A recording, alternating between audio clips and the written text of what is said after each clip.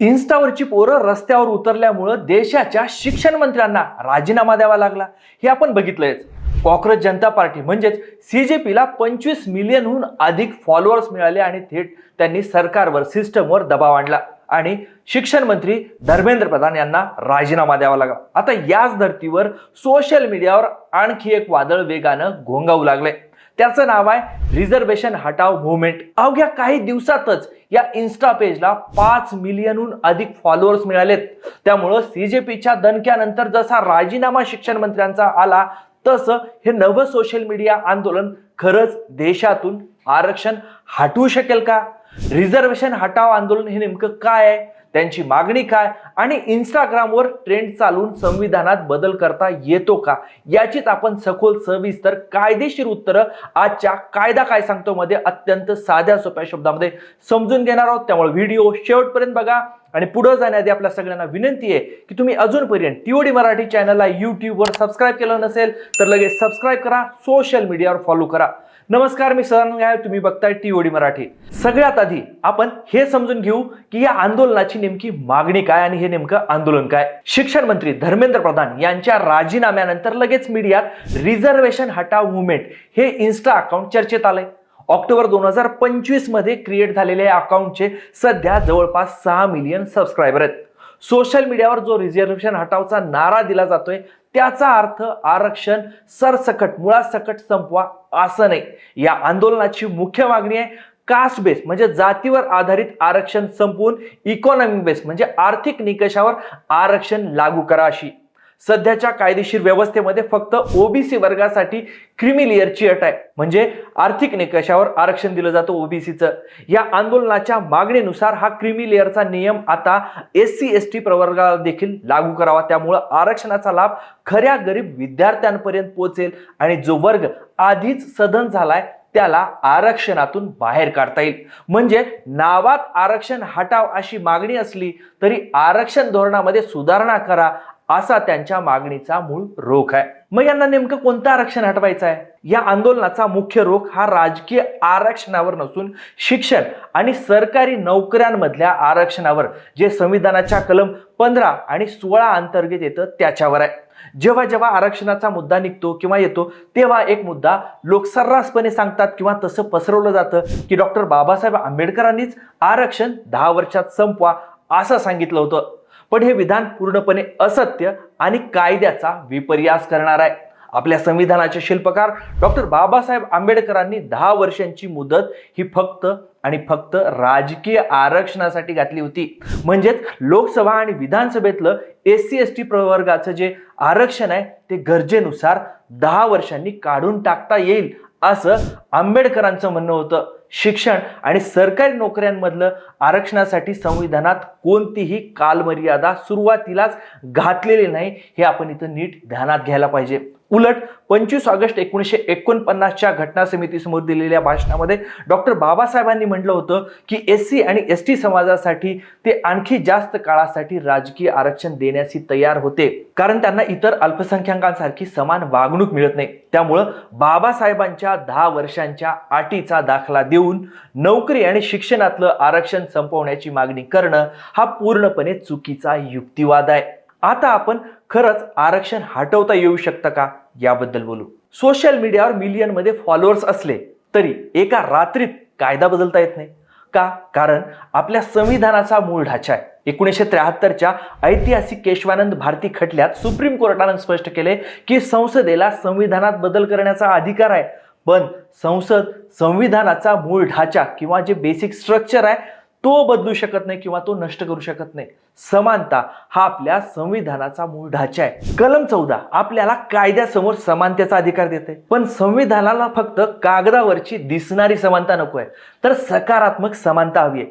म्हणजेच जे लोक सामाजिक ऐतिहासिक विषमतेमुळे जातीच्या उतरंडीमुळे आधीच मागे खेचले गेलेत, आधीच मागे आहेत, त्यांना पुढे आणण्यासाठी विशेष तरतुदी करणं गरजेचं आहे. हजारो वर्षांच्या सामाजिक आणि शैक्षणिक मागासलेपणामुळे जो वर्ग, जो जात घटक मागास राहिलाय, मागे राहिलाय, त्यांना मुख्य प्रवाहात आणण्यासाठी आपल्याला संविधानानंच आरक्षण ही एक सकारात्मक कृती म्हणून घटनात्मक व्यवस्था केली आहे. जोपर्यंत समाजात खऱ्या अर्थानं समानता प्रस्थापित होत नाही तोपर्यंत केवळ सोशल मीडियाच्या दबावाखाली आरक्षण पूर्णपणे हटवणं हे संविधानाच्या मूळ ढाच्याच्या विरोधात जातं. म्हणजेच समानता प्रस्थापित होत नाही आणि ती सुप्रीम कोर्टात सिद्ध करता येत नाही तोपर्यंत आरक्षण हटवणं कायद्यानं सहज शक्य नाही. सरकारनं कायदा करून आरक्षण हटवलं तरी तो कायदा संविधानाला अभिप्रेत असलेल्या समतेच्या विरोधात जाणारा असेल तर सुप्रीम कोर्ट तो कायदा रद्दबातल करेल. मग सुप्रीम कोर्टाचं या सगळ्यावर म्हणणं काय? तर सुप्रीम कोर्टाचं म्हणणं समजून घेण्यासाठी आपल्याला काही ऐतिहासिक केसेसचा निकालांचा आढावा घ्यावा लागणार आहे. सगळ्यात महत्त्वाचा खटला आहे तो इंदिरा साहनी खटला. तर या खटल्यात 9 न्यायमूर्तींच्या घटनापीठानं एक अत्यंत महत्त्वाचा ऐतिहासिक असा निकाल दिला. घटनापीठानं स्पष्ट केलं की मागासलेपण ठरवण्यासाठी केवळ आणि केवळ आर्थिक निकष हा एकमेव आधार असू शकत नाही. संपत्ती किंवा उत्पन्न हा बदलणारा घटक आहे. म्हणजे कालचा गरीब आज कायमच श्रीमंत राहील किंवा कालचा श्रीमंत कायमच गरीब होणार नाही असं काही नाही. श्रीमंत गरीब ह्या गोष्टी कायम बदलणाऱ्या असतात. यासोबतच कोर्टानं आरक्षणाची मर्यादा 50% वर जाता कामा नये अशी एक नवी लक्ष्मण रेषा देखील आखून दिली होती. म्हणजे आरक्षण 50% मर्यादेपलाट जाणार नाही अशी मर्यादा सुप्रीम कोर्टानं घालून दिली. दुसरा खटला आहे तो म्हणजे एम नागराज खटला. या खटल्यात सुप्रीम कोर्टानं सरकारी नोकरीतल्या प्रमोशन मधल्या आरक्षणाला मंजुरी दिली. मात्र कोर्टानं यासाठी काही अटी देखील घातल्या. राज्यांनी आरक्षण देताना संबंधित वर्गाचं मागासलेपण आणि सेवेतलं अपुरं प्रतिनिधित्व सिद्ध करणारा क्वांटिफायबल डेटा गोळा करणं आवश्यक आहे. 50% मर्यादा ओलांडू नये, क्रिमिलेअरचा विचार व्हावा आणि प्रशासकीय कार्यक्षमता टिकून ठेवावी असं कोर्टानं स्पष्ट केलं. आणि तिसरा सगळ्यात महत्त्वाचा खटला आहे तो म्हणजे ईडब्ल्यूएस आरक्षणाचा निकाल. सुप्रीम कोर्टानं आर्थिकदृष्ट्या दुर्बल घटकाला दिलेल्या 10% ईडब्ल्यूएस आरक्षणाला कायदेशीर मान्यता दिली या निकालानं. पण या निकालात न्यायमूर्ती बेला त्रिवेदी आणि न्यायमूर्ती पी.बी. पार्डीवाला यांनी एक अत्यंत महत्त्वाचं निरीक्षण नोंदवलं. न्यायमूर्ती त्रिवेदी म्हणाल्या की स्वातंत्र्याला 75 वर्ष झाल्यानंतर आता आपण आरक्षणाच्या धोरणाचं पुनरावलोकन म्हणजे फेरविचार करण्याची वेळ आली. हे धोरण अमर्याद काळासाठी असू नये. न्यायमूर्ती पार्डीवाला म्हणतात की आरक्षण हा अंत नसून सामाजिक आणि आर्थिक न्याय मिळवण्याचं एक साधन आहे. त्यामुळं जे वर्ग आता प्रगत झालेत त्यांना यातून बाहेर काढलं पाहिजे. त्यातून खऱ्या अर्थानं गरजूंना मदत मिळेल.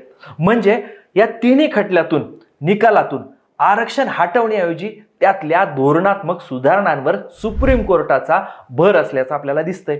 पण त्याचवेळी सुप्रीम कोर्टाच्या या 3 निकालातून मोठे विरोधाभास देखील आपल्याला समोर आलेले बघायला मिळते. मग काय आहे सुप्रीम कोर्टाच्या निकालातला विरोधाभास? The Hindu centre for politics and public पॉलिसीच्या पॉलिसी वॉच या पुस्तिकेत माजी सनदी अधिकारी के अशोकवर्धन शेट्टी यांनी आर्थिक निकषावर आरक्षण देणाऱ्या 103व्या घटना दुरुस्तीचं विश्लेषण केले. शेट्टी यांनी ईडब्ल्यूएस आरक्षणातले काही मोठे धोके बोलून दाखवलेत. शेट्टी यांच्या मते मागासलेपण ठरवण्यासाठी मंडल आयोगानं 11 निकष म्हणजे सामाजिक, शैक्षणिक, आर्थिक असे निकष लावून दिलेले होते. पण ईडब्ल्यूएस आरक्षण देताना केवळ आर्थिक निकष लावला गेला. विशेष म्हणजे इंदिरा साहनी खटल्यातही आर्थिक निकषावर आरक्षण देण्यास सुप्रीम कोर्टानंच नकार दिला होता. तसंच या 103व्या घटना दुरुस्तीनं 10% ईडब्ल्यूएस आरक्षण देऊन सुप्रीम कोर्टानंच आखून दिलेली 50% कायदेशीर मर्यादा देखील ओलांडली आहे. सध्या एकूण आरक्षण हे 59.50% झालंय. थोडक्यात काय तर रिझर्वेशन हटाव आंदोलनाच्या इंस्टाग्रामवरच्या मिलियन फॉलोअर्समुळं किंवा रस्त्यावरच्या गर्दीमुळं एका रात्रीत देशातून आरक्षण हटवता येत नाही किंवा ते संपणार नाही. कारण आरक्षण हे आपल्या संविधानाच्या सकारात्मक समानतेच्या ढाच्याचा अविभाज्य भाग आहे. जोपर्यंत देशात सामाजिक विषमता आहे तोपर्यंत आरक्षण राहील. आता राहिला मुद्दा रिझर्वेशन रिफॉर्मचा. IAS IPSच्या मुलांना आरक्षण कशाला? तर समाज आरक्षित वर्गातला व्यक्ती IAS IPS झाल्यानंतर त्याच्याकडे जातीच्या चष्म्यातून बघणं संपतं का? IAS IPS झाल्यानंतरही जातीचा चष्मा लावूनच आपण त्या अधिकाऱ्याकडे बघणार असू तर मग त्याच्या मुलांना आरक्षणाच्या लाभापासून वंचित कसं ठेवणार? शेकडो वर्षाच्या सामाजिक, सांस्कृतिक, धार्मिक अन्यायाचं परिमार्जन म्हणून दिलेलं आरक्षण केवळ एक पिढी शिकली सवरली की संपवायचं का? हे प्रश्न अजूनही अनुत्तरितच आहेत. पण तुम्हाला काय वाटतं? आरक्षण हे सामाजिक असमानता मिटवण्यासाठी आहे की गरिबी हटवण्यासाठी आहे? आरक्षणामुळे खरंच ज्यांना आतापर्यंत आरक्षणाचा लाभ मिळालाय त्यांच्यातली गरिबी संपली आहे का? आणि खरंच आरक्षण संपवायला पाहिजे का? तुमचं रोखोक मत कमेंट बॉक्समध्ये कमेंट करून नक्की सांगा. हे माहितीपूर्ण विश्लेषण तुम्हाला आवडलं असेल तर व्हिडिओला लाईक करा, व्हिडिओ मित्रमंडळींना शेअर करा आणि अशाच अभ्यासपूर्ण कायदेशीर विश्लेषणासाठी TOD मराठी चॅनलला यूट्यूबवर सबस्क्राईब करायला विसरू नका. सोशल मीडियावर फॉलो करा. हा व्हिडिओ शेवटपर्यंत बघितल्याबद्दल आपल्या सगळ्यांचे खूप खूप धन्यवाद.